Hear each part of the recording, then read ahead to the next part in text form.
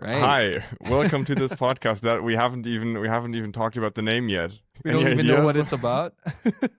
We don't know what it's about and we don't have a name. So I Yeah. think We're we're your- off to a good start. Yeah, and we're your hosts. Yes, I'm Felix. This is Justin. Yeah. We're a couple of camera guys on the internet who just love talking about gear and all things related, I'd say. I actually have an idea for the name. Okay. I've had this idea in my head for like 2 years. I think like we can call it like creative idiots. Like instead I of love creative it. geniuses, Yeah, like creative yeah, idiots. yeah. I love it. I love that. Okay, perfect. I We got actually a like name. it. I actually Okay. like it. Yeah. Nice. Welcome to Creative Idiots. Yeah, welcome to Creative Idiots. I've been workshopping this in my brain for like in my subconscious for 2 years. No, I love it. I like it. I like it a lot. Okay, perfect. Yeah. Perfect. Okay, you got the first order of that's- business out of the That's a way. really good name. That's actually a really good name. Thanks. Perfect. Okay, I've got some questions written down. Like over the past week, I just wrote some questions down in my like phone notes because I thought, okay, what are we gonna do in the first episode? If there's like, so yeah, I just wrote down some questions that I think might be interesting, and whenever something like popped in my head, I just wrote it down. Okay. Okay, first question: if your house burned down and you could only save one camera and one lens, which one would it be? No way. No way. Like I always the funny thing is I always think about this, right? Like not to be political or anything, but like especially with what's happening right now with Russia and and I'm like always thinking about like if we have to run, how like which so I always think about this and I've never had the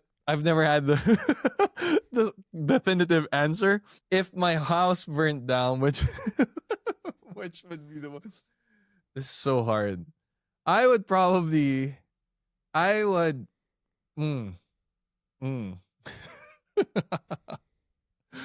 maybe go with the BGH one maybe. I think. Okay. I think so. Just because That's it's like fair. that's the But you can't take really photos. wanted. Yeah, but for me, if let's say it's not in the context of war, right? But like say it's burning down. Like I wouldn't mind. I think at this point I wouldn't mind not being able to take photos if I can take like videos. I don't know. I think also I think it's so you're because, taking the cinema camera to film your house burning down with maximum dynamic range. Yeah. Perfect. It's like it's gonna be a journal. It's gonna be like a journalistic cover story or something. Also because I really waited so long to get this camera, so I'm like. Probably. Fair. Yeah, the thing is, it's gonna be so hard because like you gotta get the camera, I gotta get the external monitor, I gotta oh yeah, true. Oh, it's like your house is burning down, and you're like, oh, hold up, kids and wife. Wait, let me just pack up my gear. I need to do some prep right now. That's I don't think it's a smart choice. No, I think it's smart. What about you? Like, it would make sense to take like a hybrid camera so you can still take photos and videos. Mm-hmm. So the sensible thing would be like my Sony A7 IV or the Lumix S1 II. Probably the Lumix S1 II. You still have the S1 II? Or yeah, like, I still have it. Did they give it to you? No, like they gave it to me for testing. Okay. And they were like, yeah, you can keep it a bit longer. We don't need it right now. Just like keep it a bit longer. And I think they're gonna send me the S1R2. The like photo focused one, so I can do like a comparison too. Oh wow! So I'm gonna keep that a bit longer. Hopefully they forget. Oh yeah. I hope they forget. And I was like, oh yeah, you sent me that camera. I totally forgot. Sorry. Oh man, I don't know where I put it. So Sorry, which one? Bro. So which one is it gonna be? Like the Sony or the Actually, S1? I think no. The sensible thing would be the Hasselblad because it's so expensive. So maybe I can like trade it for a loaf of bread in the apocalypse. Yeah. That will keep you going. Yeah, also it's modular, so I can change the individual bits for individual pieces of bread. Yes. It's like the apocalypse and everyone's like still looking for a Hassie. Yeah. Like all the Leica bros just running around like, oh man, this is great. It's like all the documentary photographers going wild. Okay, but which lens? For me? Yeah. I'll take the 12 to 35 Lumix, the f2.8 one. Okay. So it's such a workhorse lens. Okay. Like ever since I feel like as much as I want to keep buying lenses for Micro Four Thirds, it's so hard because it's so good already, and I'm like like I want to buy that, let's say like a 25 mil lens for the MFT, but I'm like, this is already working. It's also really so good. So I'll probably take the 20. Wait, it's the apocalypse and you're not going f1.4. The lights are going to be out. What are you going to do? Are you bringing lights? No. But the BGH one has a dual base ISO. Okay. You don't need lights if you have that. Yeah, probably the 12 to 35. It's like ever since I got that lens, it's like it's always been on the cameras. Perfect. I used to be a prime lens dude, but like after having kids and like doing videos, dude, like all the kids throwing down the prime lenses, like breaking them. Yeah. What about you? Are you going prime or zoom? Well, for the Hasselblad, like I only have the prime. I only have one 55mm lens, so I'm gonna have to be taking that. Yeah, I mean, if your plan is to sell the camera in the apocalypse, you probably the prime lens is probably gonna go way more. Yeah, I think it's gonna get me quite a nice loaf of bread. Oh my gosh, okay. I have another question. I've got more. If somebody gave you unlimited money for a project right now, what would you make? Unlimited money for? This is actually really mean because I've already had time to think about these. And I'm just giving you them on the spot, and then I look like the really eloquent one with the smart answer, but I've actually just been thinking about these for a week. No, but the thing is, this is actually not the first time someone's asked that. Like one time I was in a like a creative meetup here in Vienna, and they were like, what's your dream project? And the thing is, every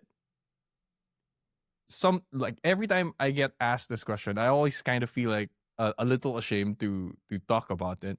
Because I don't think it's big enough, but at the same time, it's like, but that's really what like I just want to keep doing, right? And it's like what makes me happy to, and like, you know, when things are not going, it's just like the thing I'll do even if no one pays me to do it. It's basically continuing to document like my family's life, right? So I'm like our trips and everything.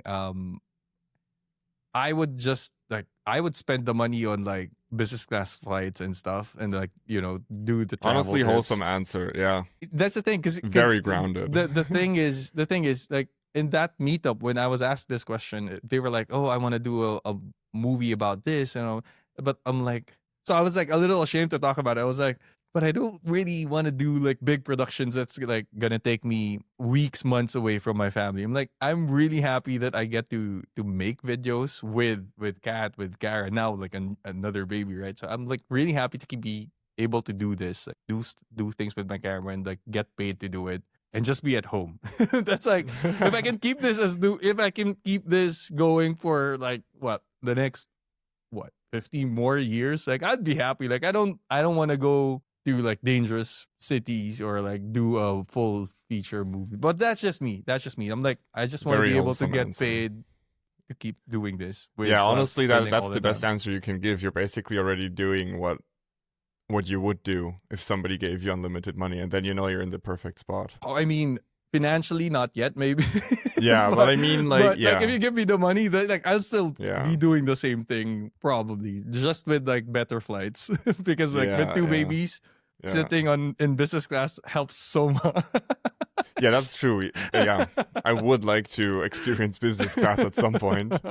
Must be nice. It helps so much, and the thing is, like, it's funny because once you go business class, it's like, I know it sounds like such a first world problem, but once you go business class, it's like, holy crap! Like, for example, you're going to Tokyo, 16, like how many hours? Yeah, it's insane. Like, you wouldn't want to go back to the country.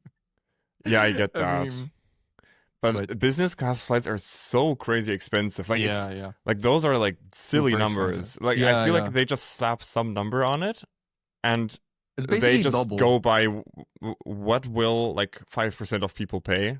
Yeah, or not even 5%. It's basically double. But yeah, I mean, it's even more in some cases, right? Because like some business, like some like for the more premium business class stuff on like long flights, it's like $8,000 or something. It's crazy. No, you might be thinking about first class flights. I mean, there are like ludicrously expensive first class flights, but I thought business class was also pretty expensive. No, like I've never paid $8,000 for a business class flight. I think otherwise we wouldn't be doing this podcast. You'd have more important stuff to do. The most like for example, when we went to Japan last year, right? Like we didn't really plan on flying business class, but then we learned that Kat was pregnant. So on the way back, I was like, okay, like maybe we just get the business class flight on the way back home because it's like gonna be a lot better and everything. So I think we paid, and that was like a last minute decision. Like I paid um maybe an additional 1,800 for the three of us um on the way back. So that was like 600 each, right? On top of the like 900. So I would say I paid total 1,518 per person for like the two way back. So like still a lot of money. Yeah, that's still a lot. It's still a lot of money, but it's like not 8 grand per person. Because if that's like 8 grand per person, no way. Yeah, no. But I mean that was also pretty off season when you went, right? I'm not sure because it's December. Like I think December. I don't think December is like high season in Japan. It's more like April with the cherry Sakura, blossoms, yeah, right? Yeah. I think it's gonna be more expensive there. Yeah, I'm not sure. But yeah, usually when we check like business class flights, it's usually like that. It's like total of like 2K per person, maybe. So okay, it's like, still it's expensive. not really. Yeah, it's expensive, but it's not like out there anymore. Like it's not super unachievable, I would say. Like and these are like that flight we took was KLM, I think. Yeah. Okay. KLM. So it's not also like a budget airline or something. Yeah. If I look like at flight prices, my brain is like, oh, all the camera gear you could buy from this money. I can suffer for 12 hours. It's fine. I know. It doesn't matter. I know.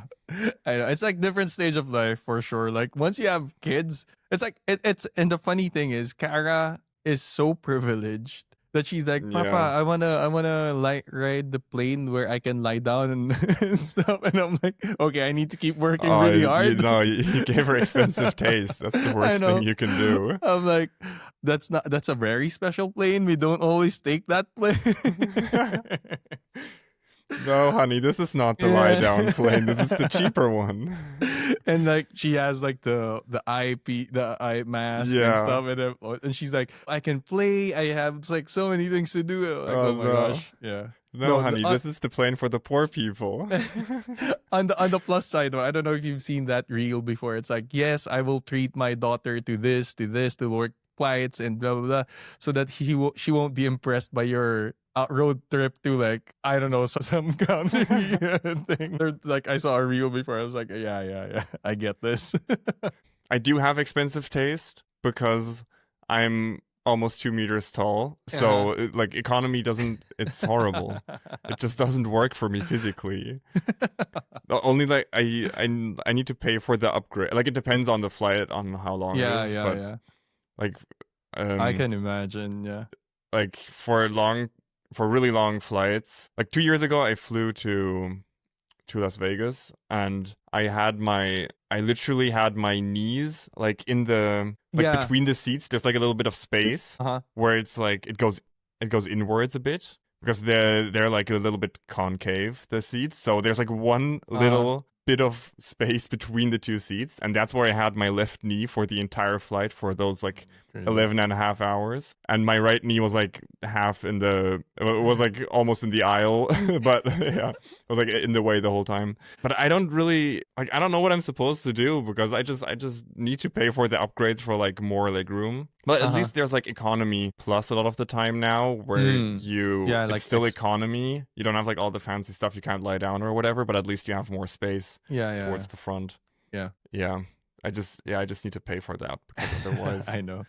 Because you're so friggin' tall. I always forget how tall you are. I'm like, I'll always surprised every time we see each other. Yeah, don't take a flight with me. It's no fun.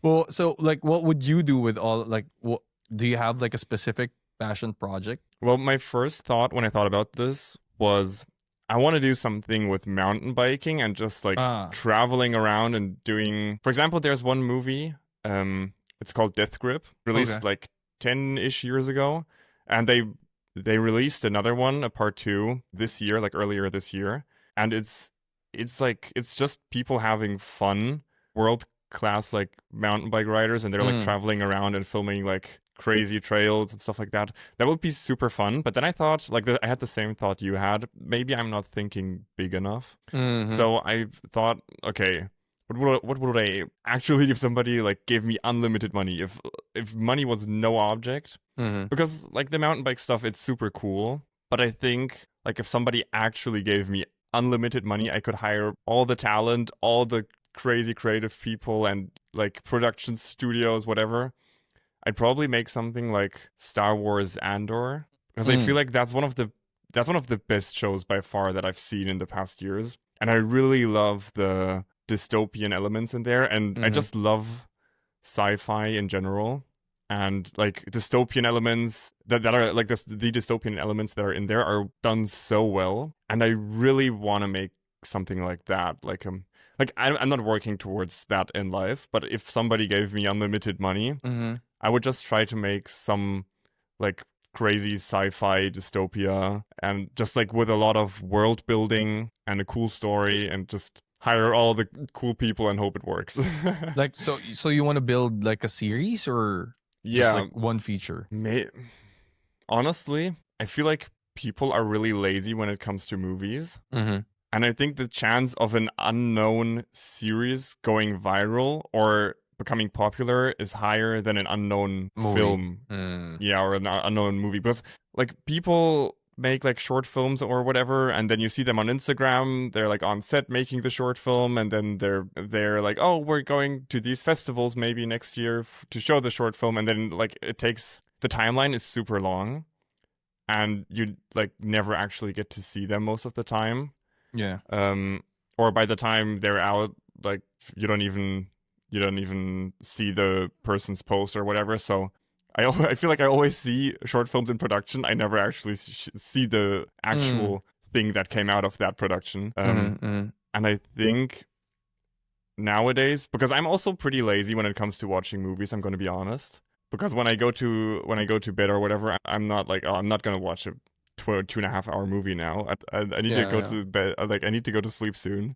So I think, personally, I feel like a series also works better for world building. If you really want to build an environment, because like something that is so cool about Andor is the way they world build in the like Star Wars universe, which has always been like very much about good versus bad, and all the different sides of like these super powerful people like the Sith and the Jedi, and they're so unbelievably powerful, and it's always like this huge fight between good and bad in the entire like universe there. But the interesting thing in Andor is that it's more about like everyday people, and it is about the fight for like good versus bad, but it's on a much smaller scale, and that's what makes it so interesting in my opinion. And it really shows like the world building it can achieve is so much better because it's so much closer to the people who live in that universe. And I feel like the amount of world building and like showing the environment these people live in and making it feel more real, even though it's sci-fi, is so much more interesting in an environment like that compared to these like huge crazy like Star Wars Episode 9 where they're like on a planet, there's like huge million Star Destroyers flying about or whatever, which like the scale is just too crazy, where the world building doesn't really have an effect anymore, I feel like.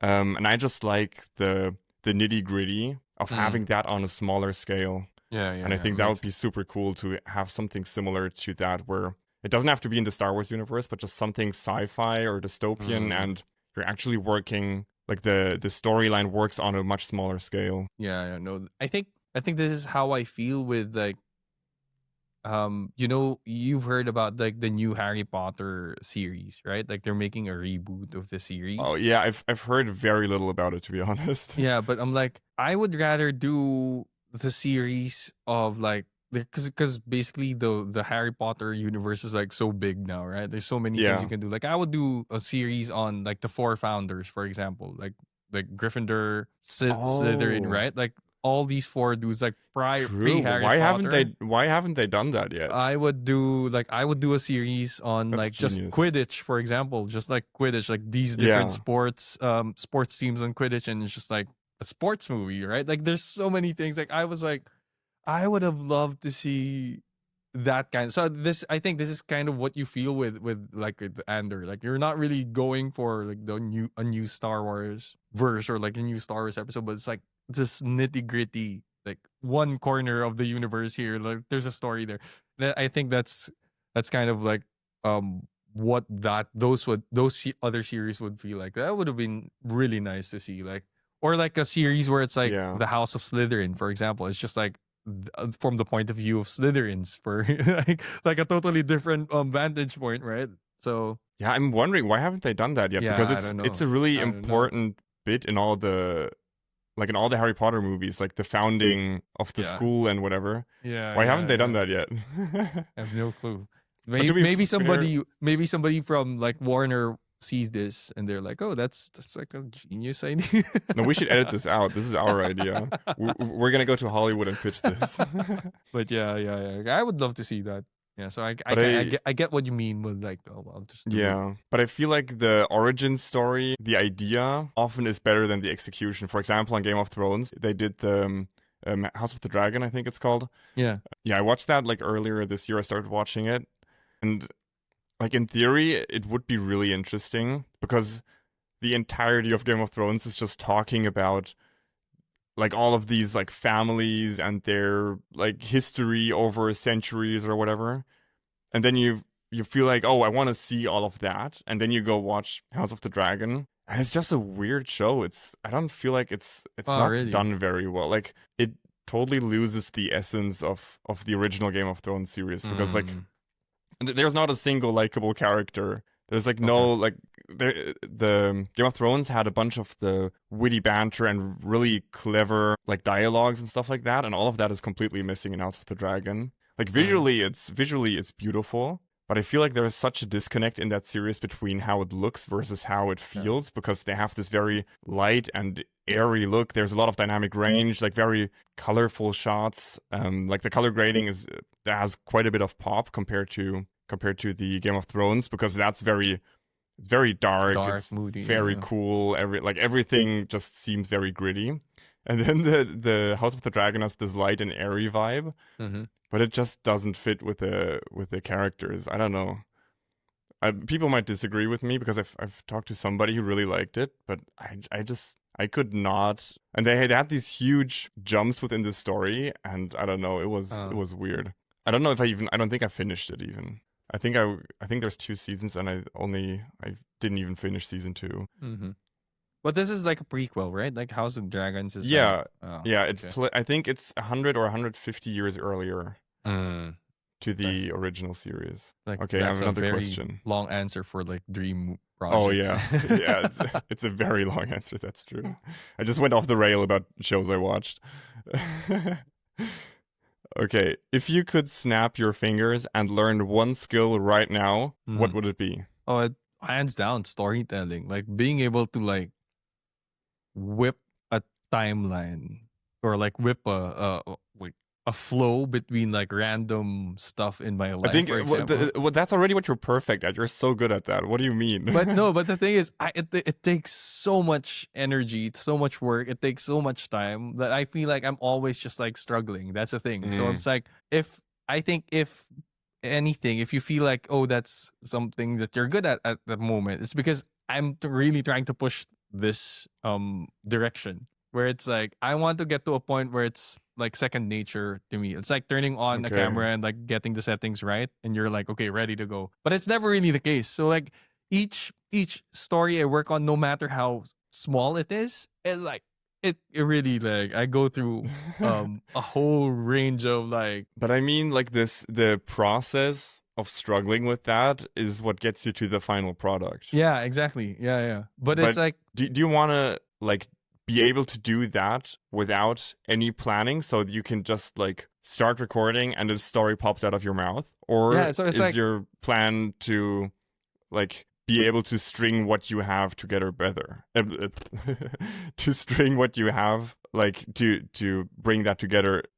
I can't talk anymore. To bring that together better. Sorry. Oh my God. No. I would say. Like, I don't mind the struggle, right? But I would like to get to a point where it's like I sit down on a computer and load the files, and I'm like, takes me like 5 minutes to look at all the clips I have, and I'm like, okay, I know what to do with this, right? So there's still that process of like, okay, looking at this, looking at that, but like, okay, I know what words to use for this. So like, I just want to get that to like second nature kind of thing versus like going on days. Because like I would script for days. That's the thing. Like same. on such a simple video, like the one I don't know if you've seen the one I did on like the elevator selfie thing. Like I really purposely I really purposely selected like did that story because it was so simple. So in my head, I'm like, if I practice enough about like telling these super small stories and be able to like expand them somehow in whatever way, then my thinking is then I would be able to tell pretty much any story I like no matter how ordinary, no matter. So that's what like currently that's what I'm trying to push for. It's like, okay, it's a story about I don't know, a spoon, for example, and like how to use a spoon. So that's like I do need a tutorial on that. Exactly. It always goes horribly wrong. So Near-death experience every time I have cereal. But then I look at the spoon and I'm like, okay, what am I gonna do with a spoon? It's like, what? Right? So I kind of want to get to, and I think the only solution is to really just keep doing this. There was this reel by Digital Spaghetti they did with Howtown. I don't know if you've seen Howtown on Instagram.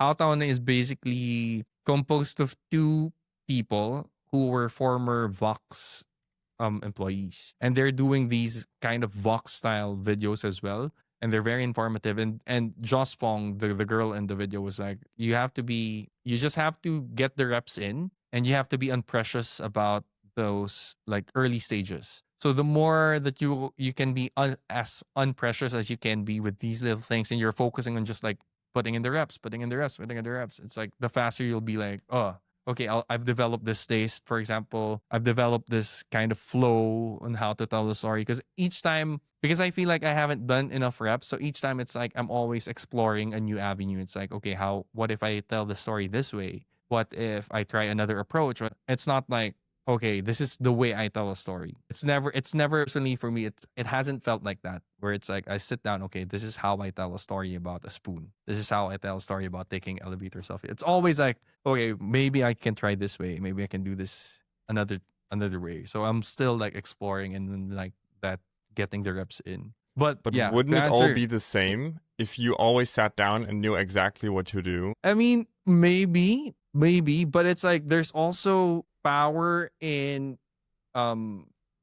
continuity. Like it's like I feel like I wouldn't mind being known, let's say, for telling a story as a certain way that really connects with people. It's like when you watch a piece of content and you kind of already know what it's gonna be about. Like I wouldn't mind being associated with a certain kind of style. Like, okay, so that like you. I mean, you do have your own style. That's the thing. Like I don't think that. Like I don't feel that actually. So hearing you say, but that's you're doing that already. You're like doing these storytelling format stuff. In my mind, you're the guy who can turn anything into a story. Yeah, but so that's kind of the goal, and I have to like. I feel like I have to internalize that, and the only way to internalize that is to be able to keep doing it as much as I can, and I'll be like, oh yeah, I'm the guy who tells the stories about spoons. I mean, I think you already are that guy. I think there are a lot of people that look up to your content for exactly that. Like what immediately came to my mind was when I was in Vienna like 2 months ago, and we went out to shoot. I had like 3 clips from that entire thing. I didn't have anything. And you just kept running around with this little DJI camera, and you somehow turned that entire thing into like a whole reel. And I was actually shocked how well you put that into like a cohesive story, and added some like elements of comedy, something like funny, something serious, because that's like what makes a good story. And in my opinion, having something that's multifaceted and being able to turn just random clips into something that feels cohesive but has some variety in it. And I feel like you're the master in doing that. I don't know many people that can do that as well as you can. Well, thank you so much for that. I really appreciate that. Like, but again, like that took so much work. Like that took way too much work, I think, in my head to make it look like I didn't think about it. I mean, that's the thing when you get better at something. It always looks like it's easy. That's the only thing that getting better is, I feel like. It's making hard things look easier. Yeah, exactly. Yeah. So I want to just like be able to make it look easier a little easier. Yeah, you don't want it to look like super high effort, because then you're losing that connection with the audience if it doesn't feel achievable. I mean, as a creator, I feel like it's easy to always try to up your quality and try to get better and better. And that's one thing I learned when I started YouTube was I started doing these videos that I wanted them to be really professional, and I wanted people to take me seriously. I was also younger, so I wanted people to take me seriously. I wanted to talk about like these technical topics about like tech and engineering or whatever, like software engineering and stuff like that. And that's like a very serious space, I would say, in a way. So I was trying to get people to take me seriously. I was trying to be really focused on being professional, but then I realized at some point that I'm completely like blocking out my personality, and you really need to find that fine line where it still looks professional, but you still add some of that like internet ugly into it. I once watched it was like a video essay about a guy talking about this internet ugly idea. Like the thing that people in YouTube videos hold their lav mics in their hand. It's a really interesting phenomenon because it like completely embodies that internet ugly aesthetic where on the one hand you're trying to convey something really important, something you probably put more research into than most stuff that like turns up in the news, but you're trying to go down to the level of the viewer. You're trying to connect with them on a lower level, on a lower quality level, so they actually listen to you. And that's something it took me a while to realize, that it's not about being super high quality, which in the end, if you're making videos in photography and videography, I feel like the output you produce, people are going to judge you by that, on whether or not you're credible or whatever you're saying has any credibility. But I feel like you really need to find that fine line where you have that just like a little bit of personality and unprofessionalism in there, so people actually see you as a human and not as like a random business. Dude, like that is exactly what I'm going through right now. And that's like, I think for the entirety of the year, that's exactly what like I was like, I realized, like, to your point, right? When you're starting out, especially when I started also making the videos, because I had no experience. I had really very like no knowledge at all. So it's like in the beginning, you really want to be taken seriously. Like you want to present yourself as like, okay, a credible source, because I feel like you're trying to prove something, whether subconsciously or not, right? But you're like, okay, I gotta do this at like a really high level of quality.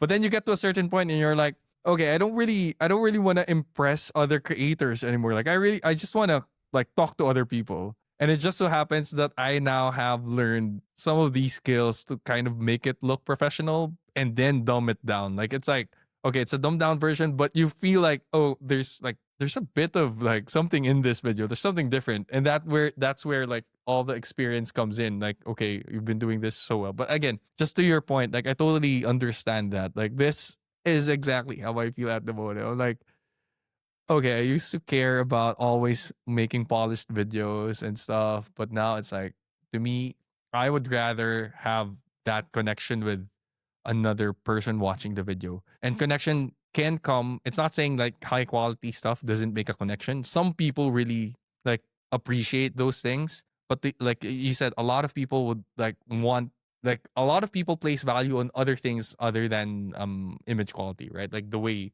for example, like the topic or like the way you speak, the way you just like how you are as a normal person. For example, it's like you're talking to a person on the other end. You're like watching another person, not like a pro or something. But yeah, so I totally agree. Couldn't agree more with that like sentence. Like you really have to draw. And I think it only comes really with experience. You will realize when you're doing YouTube, you will realize that the quality or the amount of effort you put in a video does not really equate to like, okay, the more views or like more whatever. So there is something else. Like it is one part, but there's something much more that works better. And this also like a little bit harder to do because it's not something you can buy. It's something you have to just like keep doing, go through it, and like learn as you go. Yeah. It's something it really took me a while to learn. Same. I'm like, I always thought like, oh, like I wouldn't dare use a phone camera for a video, for example, because it's just like it's gonna look amateurish and stuff. But it's like there are moments where it's like it makes so much sense to shoot this on my phone rather than set up so many things just to get this shot. Like there are things that's like, oh, this is definitely a phone video kind of thing. I mean, the huge companies with resources that way exceed our resources still use for like social media. They still use phones and stuff like that because it just feels way more approachable. It feels more real. Which is interesting to see that only videos that feel like they're shot on a phone feel real to people now. Because everything else feels kind of like fake and like planned in a way. Yeah, it's because really it's because everyone, it's like relatable. It's a relatable thing because you have a phone with you right now, right? Like, so you kind of like know this is what a phone video looks like. This is what this is what the video I took 5 seconds ago looks like. You know, so it's like, and I think that's where the connection also comes in. It's like makes you feel like it's something you can do as well. Yeah, but it's weird because phone videos aren't actually like realistic in a way. They put like so much processing on there and everything. Like the Apple color science, it's so strong. Like whenever you see a video that was taken on an iPhone, you can instantly tell like that was shot on an iPhone because the color science is so pronounced with every single generation since like the iPhone X or whatever. And it's interesting that now feels more real to people. Like the visual perception has shifted so far that more processed video now looks more real to people. Well, I mean, the phone videos at the end of the day still look a lot less processed than like video shot on the phone. So I think Anyway, what was the original topic at hand? Like, how did we get to? If you could snap your fingers and learn one skill. Oh shit! Yeah. Oh my god! Yeah. So basically, it comes down to like connection for me, like the storytelling, connecting the dots.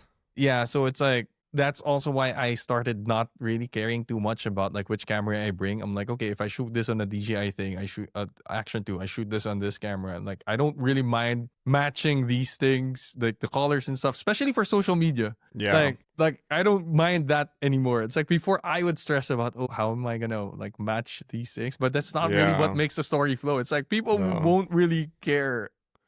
It's so easy to get lost and stuff like that. Yeah. With all the like technical blabbering on YouTube, it's so easy to lose the plot. Yeah, it's like, oh, how am I gonna make a video if like I'm using 4 different cameras? Yeah, I have to match this. I have to do this, and I'm like, you really don't actually. Like, you just like get the parts you need. Like even if you don't match the colors, it's like it's fine. It's gonna be fine. Yeah, nobody cares.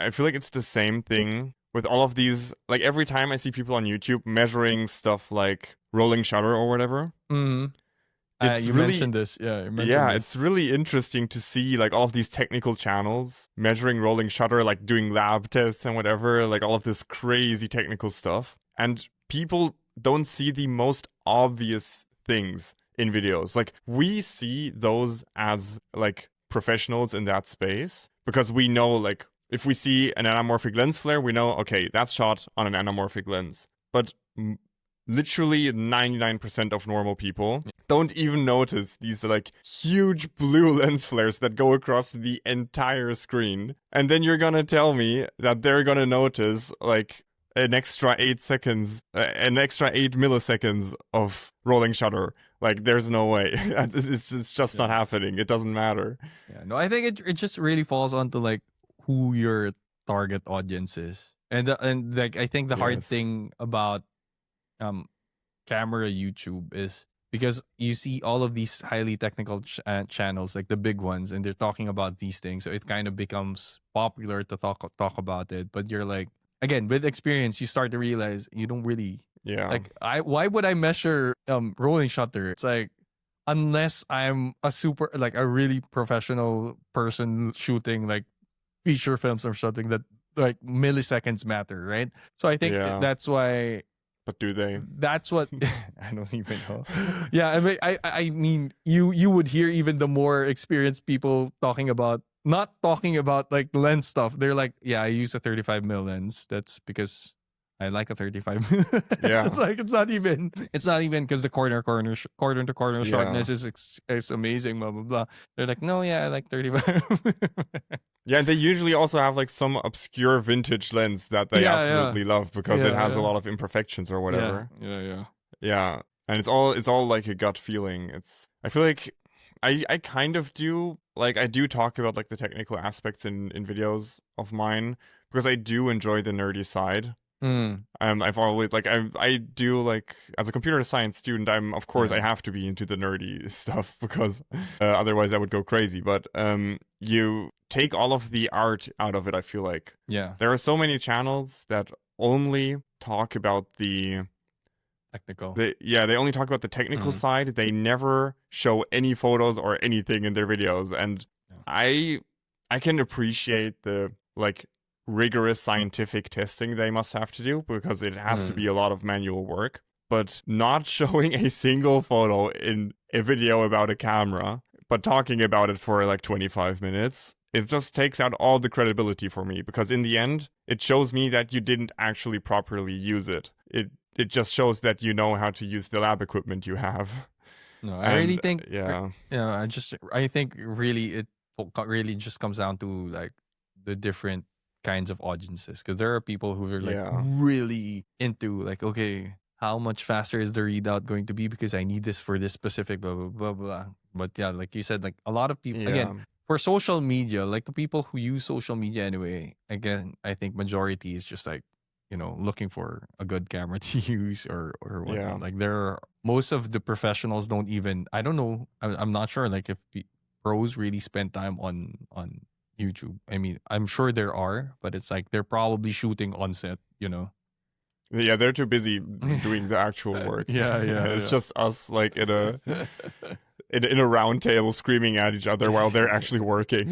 Yeah, they're like, I've been wondering about that. It's like so many people are talking about cameras, but it's like I wonder what an actual pro feels like, and they see someone with less experience and like talking about something else, and it's like, what the hell? Like, what is this guy talking about? I hope they don't think that about my videos. That would absolutely kill me. But because I do try to I do try to find a balance between the technical stuff, but still having the art of it as the priority. So still having the photos and the actual videos as the priority of a review or whatever. But I don't know if like an actual working professional from Hollywood or some director of photography watches my videos, they're probably they'll probably be disillusioned. You never know. You never know on the YouTube space. But what about you? Like, let's get to your skill. Like, what's something you want to work on? Well, I really like learning stuff. So it's actually nothing really in the space of photography or videography or storytelling, because I really enjoy learning creative skills, and I have for like the past decade. And I'm really happy about that, because the fact that I like learning skills, that I enjoy it so much, learning new stuff, means that I feel like I've gotten pretty good at a lot of different like hobbies and professions. But I suck at learning languages. I'm just too lazy, because I grew up already knowing German and English. I never had to actively learn a language. And I had French in school for like 4 years, don't know anything anymore. Like, I can understand some parts, but I don't know. I can't speak anything really, except like very basic stuff. And I've been living in Italy for like 7 months now, and my Italian is still very basic because I'm just lazy when it comes to learning languages. I think it would make sense to just learn a language so I don't have to actively do anything, because I really enjoy the process of learning when it comes to like storytelling or whatever. I really enjoy the process of doing that, and then you look back at a video from like 2 years ago and you're like, wow, that's actually horrible. But then you realize how far you've come and how much you've progressed, even though it didn't feel like that like moment from moment to moment. But if you look at it on in the big scale, then you realize how much better you've gotten. But with languages, it's just, I don't know, it's just like, it's very dry. You don't have that many like rewards, I feel like, or like rewarding events as you do with Like, okay, you make a video and you're like, oh, okay, I'm really proud of this video. And then like a week or two later, you make another video. Learning languages, it's just like suffering for years. And then at some point you might be able to speak with somebody. And if you're lucky, they'll say, oh, yeah, your language, whatever we're speaking in right now is pretty good. And that's all you're getting. Yeah, I know. I totally, I get that because I'm trying to learn German, as you know. Yeah. And it's like nowhere where it's supposed to be, but I asked to get so much better because I'm taking another exam next year. Oh, you are. I'm gonna have to. I'm gonna go do the to school podcast again. in German. Yeah. I'm gonna go to school again for a language course. Good luck. But yeah, German is a tough nut. Yeah. But I mean, I like similar to you. Like I would love to enjoy. I mean, I would love to learn like learning languages is fun, but it's like you said, there's not really like an achievement. But maybe that's why you installed Duolingo. Yeah, I have a like 570 days streak in Duolingo, mostly in Japanese. Holy crap! But it's, okay. I mean, I only do like one lesson, like 5 minutes before midnight every day. But it's like 500. Wow. And at least once a week, I forget. I need to use like one of the streak freezes. The free streak. Yeah, but so my Japanese, it's okay, but I still can't understand. Like if I'm watching an anime, sometimes like understand a word or two, or like something simple, but like a full sentence, I don't know. So when I was in Japan, it was really nice to be able to speak a little bit because. Like, even though you could, of course, just, like, nowadays you can go anywhere and just use Google Translate and you're going to get by. It's fine. But they get really happy if you at least know, a few words. Yeah. So, and I've always been, like, super interested in, like, Japanese culture and everything. So, I think my skill would maybe just to be able to speak Japanese fluently, just, like, by snipping my fingers. That would be, that would be super cool. Wait, is it snipping my fingers? Snapping? My finger? Why did I say snipping? I don't want to cut them off. That's crazy. But I know. Like I also like every time we go to Japan, I turn on like the Japanese translation in my mind. I do my best not to do Google Translate, and Kat really like gets annoyed. It's like I talk to the taxi driver. I try to talk to the taxi driver in Japanese, or like the vendor in 7-Eleven, and she's like. There was when I went there, I was also just trying to talk to people. I was like, I want to use this now. I want to try to use it. There was one time we went to the first time we ever went to Japan because I like being Filipino. You grew up with anime. Like I watched so much anime growing up, and so we watched like the dub version, the English version. We watched so many things, so you kind of understand Japanese, right?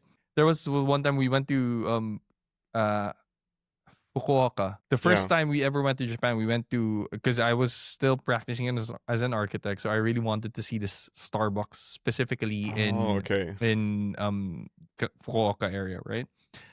And then we took a taxi, and we wanted to say that we were going to Starbucks, but the taxi couldn't understand English because Fukuoka's kind of like in the southern, right? Like it's not a lot of people speak English. Yeah, so not a lot of people speak English, and so. I was like, I really did my best to like say Starbucks in katakana. So I was like, Starbucks, and then the driver was like, Starbucks, oh, hi. And then Kat was like, and I was like looking at Kat, I was like, You actually need to speak English in the syllables. Like the katakana syllables, but I know language is also that's super nice. We're always impressed with like, especially with Europeans. It's like, I speak German. I speak this. I speak this. Like 5 languages per person. Yeah, it's crazy. Like, what? No, I wish I could. I wish I knew more languages. I'm just lazy with learning them, and it's so much work. Yeah. Like learning languages is crazy. You just have to have someone to talk to. I think that's. Yeah, I think you really need to just be forced into it.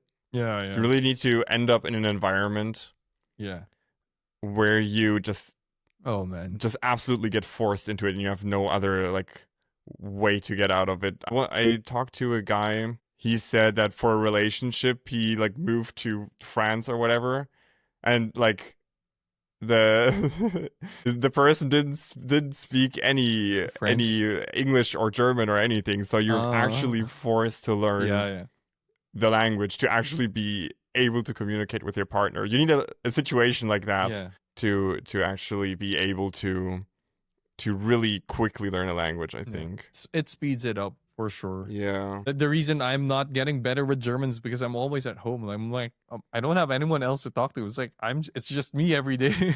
Yeah, but it's kind of the same with me here. I had like a beginner's course for Italian when I came here, and I haven't really used it that much after it was. I think it finished like end of May, and I haven't used it that much. And you just forget everything again. It's crazy. Like all the vocabulary just falls out of my head. Yeah, for sure. Yeah, I spoke with you know Megan Tan, right? Yeah. Yeah, I spoke with her at an event in January. And her German is so good, even though she came here only like 5 years ago. Oh wow! I was shook. I actually thought she was like it was her mother tongue. She was so good. Like her German is so like accent free. It's so good. I was actually shook. Ow. Yeah. Wow. So I have so much respect for people like that can just adapt that quickly to a new language. Because I'm really just lazy and have trouble with that. Oh my god. So much pressure right now. Oh no, I've just made it worse. When is your German exam? So our residence permit basically expires August next year. Okay. So I have to take the exam before that, obviously. Okay. So yeah, we'll see. I can practice German with you. I can take the exam anytime I want. That's the thing. You just you gotta keep paying. But which level do you need to reach? Is it like B1 B1 now. B1, okay, B1, yeah. B1 is already it's already getting there. That's not bad. Yeah. Yeah, and I think you need B1 if you want to go to university, right? Like I think that's like the minimum level that you have to be at if you want to go study and stuff. So I feel like if I get that, okay, then I'll be a little bit more confident in like talking to people other than like the Bila person or the people who I pick up the packets from. Oh my god, I know that feeling. Yeah, ik heb een pakket and they're like, oh, it's heute oder gestern? Or I'm like, ik ben niet zeker. Man, I know the feeling. It's like every time the doorbell rings here, I go to like the what's it called? Like the intercom? Yeah. I go to the intercom and it's just like Italian starts flying out of the speaker and I'm like, oh, si, va bene. Press the buzzer. Like sometimes I think a few days ago somebody rang the doorbell and I just understood Paco, which is like somebody had a package. I just understood package, so I was like, okay. I didn't order anything, so it was for somebody else, pretty sure. But then I sat back down at my desk, and then I realized, I think she said something about writing. Maybe I had to sign for it for my neighbor or something.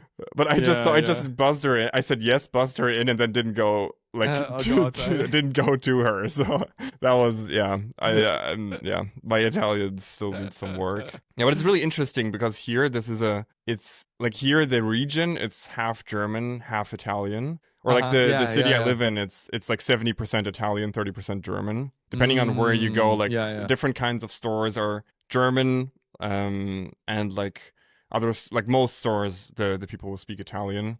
But the university is actually trilingual. So if you're doing a bachelor's here, like I'm in the master's, so luckily it's all in English. But if you're doing a bachelor's here, you have courses in all three languages, in German, English, and Italian, which is crazy because I know some people who came from Germany don't really speak any Italian and suddenly have to do like exams in Italian here. That would stress me out so bad. It's like extra workload just to learn on top of everything else. Yeah, it's crazy. Like, not only do you have to do an engineering exam, an oral engineering exam, nope, you also have to do it in like your third language. Good luck. I'm glad I don't have to do that. That would stress me out so bad. Oh my gosh. That's how I feel like every time I have to like talk to the authorities here. I'm like, oh my god, I need to fill up a form. Yeah. Oh man, yeah.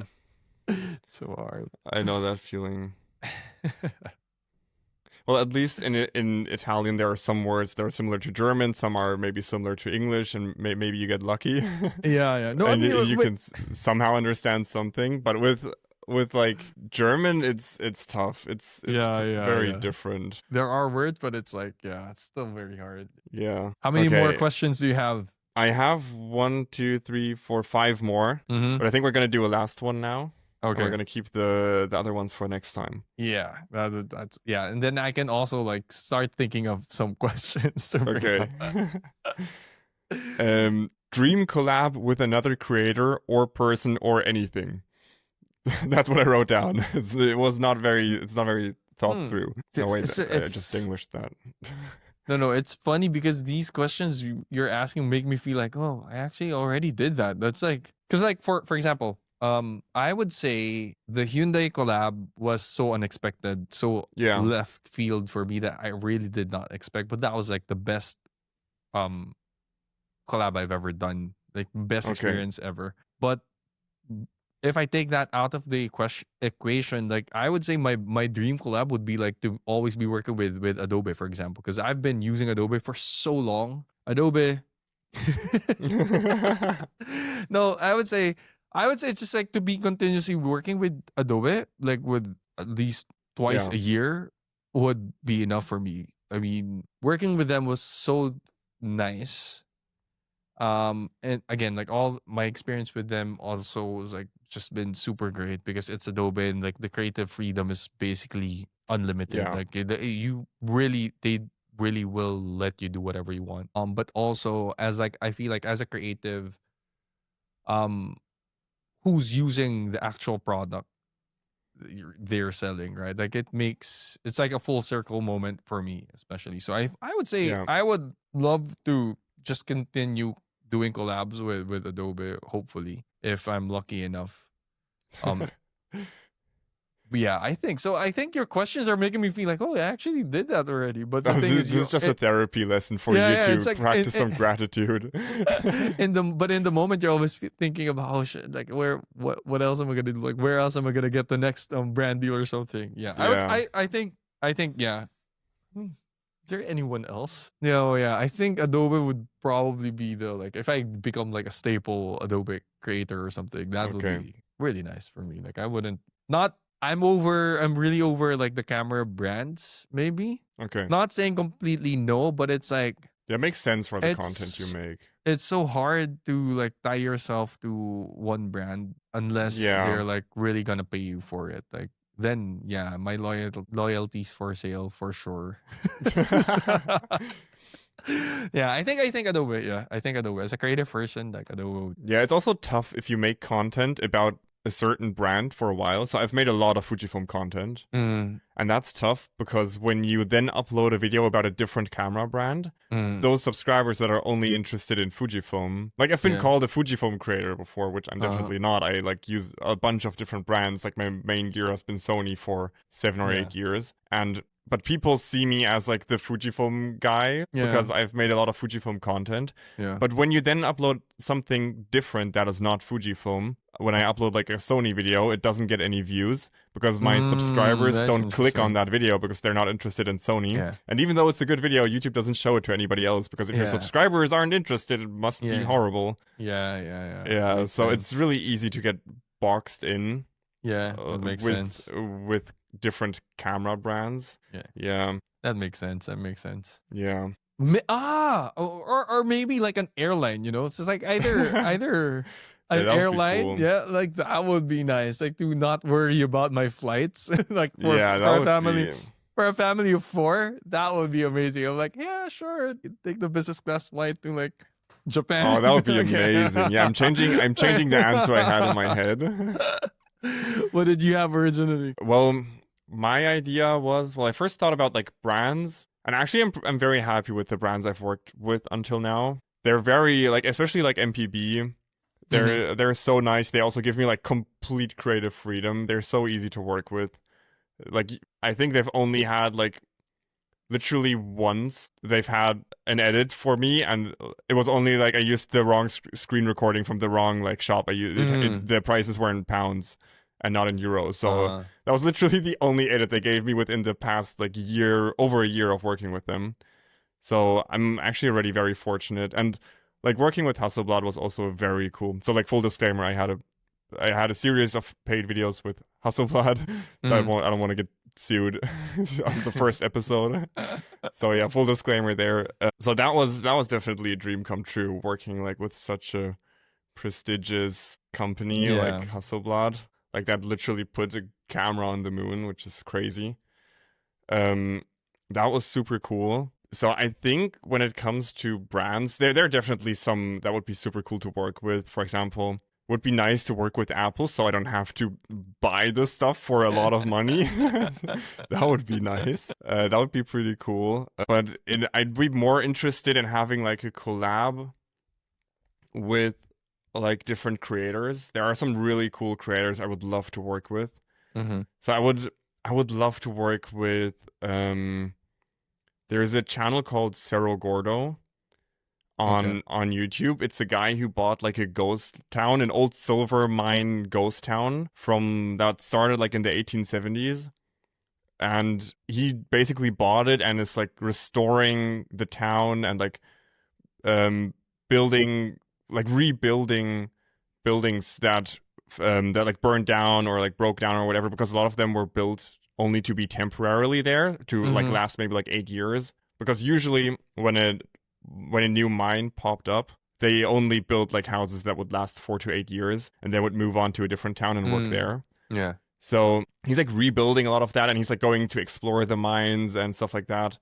And he's been doing videos about that for like the past 4 or 5 years, and I watched like every single video of his because it's so interesting. Yeah, it's very niche, but it's so interesting, and I love watching those videos because I love like American West history, like the old West, stuff like that. And I would love to work with him. I also like he published a book last year that I read it last year when it came out. It was really nice. And he just seems like a very interesting person as well. Brent from Cerro Gordo, if you're listening to this, I would love to work with you. It's just in the middle of absolute nowhere. It's like right next to Death Valley. So getting there is you need to have some friends at an airline. You need that airline collab to get there. That's where the airline collab comes in. Yes. Yeah. So that would be super cool. Also, I would love to work just like with people I've been watching on YouTube for a while. So do you know Freddie W? From Rocket Jump? They used to make like visual effects videos. Like, do you know Video Game High School, the series? Oh my gosh, no. No? Okay, never mind. Bro, you're missing some internet lore that is crucial. Video Game High School was a web series they crowdfunded. I think 15 years ago, like 2010, 2011 or something. They crowdfunded it, and it was so cool. I remember being like 11 or 12 and watching that. It was so cool. And he worked with the Corridor Crew people. You know Corridor Crew, right? What? Bro, which rock have you been living under? They do like visual effects stuff. They're really big like in the creator space when it comes to like filmmaking and stuff like that. Yeah, they do like a bunch of like visual effects stuff. I would love to work with them. That would be super cool. Or maybe somebody like Linus Tech Tips. Just like some creators I've been watching for a while. Just like meet them and work together with them would be super cool. I'm thinking of like who I want to work with, but yeah. I mean, I totally understand. Like, I also really get like kind of meeting your heroes kind of thing. Yeah. Right. Yeah. Yeah. I'm just like, I don't need the financial side of working with a huge company. I just want to meet some cool people. It's really like the difference in experience and age. I mean, point in your life kind of thing. Because right now, all I'm thinking about is like, okay, we gotta make money. we gotta keep this I definitely think about that too. Like, if you want to do this sustainably, you have to think about the money. Yeah. But if I could just like choose, I think I would meet the cool people, because if you have the ability to have like a free pass to meet anybody, I would meet somebody I've been looking up to for a while. Yeah. Yes. I mean, that's also as equally as hard to get, I would say. Like just like a free pass anytime. Yeah. Yeah. Because these guys are like super busy for like, imagine if you can sit down with Gary V, for example. It's just like, you want to grab lunch or something? Yeah, he's got like 45 seconds allocated for you. Yeah. Oh my gosh. Yeah. Oh, Peter McKinnon would be nice too. Yeah, yeah. Like Of course. he's one of the OG. big reasons I got into photography and videography really like deeply in 2017. So when he was starting to pop off, I watched every one of his videos. Mm-hmm. And that definitely also fueled like my creativity and pushed me in. Like I was already interested in cameras and stuff like that before, but that helped me develop my skills and got me more interested in the whole space, definitely. So that would also be super cool. Yeah, for sure. Like, who doesn't want to meet Peter? Yeah, yeah, yeah. It's crazy how big his channel got. Yeah. I think has he already crossed 6 million? I think so. Yeah. Like because before I always thought like, okay, on like video and photo stuff, there's a definite cap where you can't, like, for every niche there's a cap on how big your audience can grow, but he definitely like went over the cap like 7 times. Yeah. Yeah, I'd love to meet Pete for sure. Yeah, that would be super cool.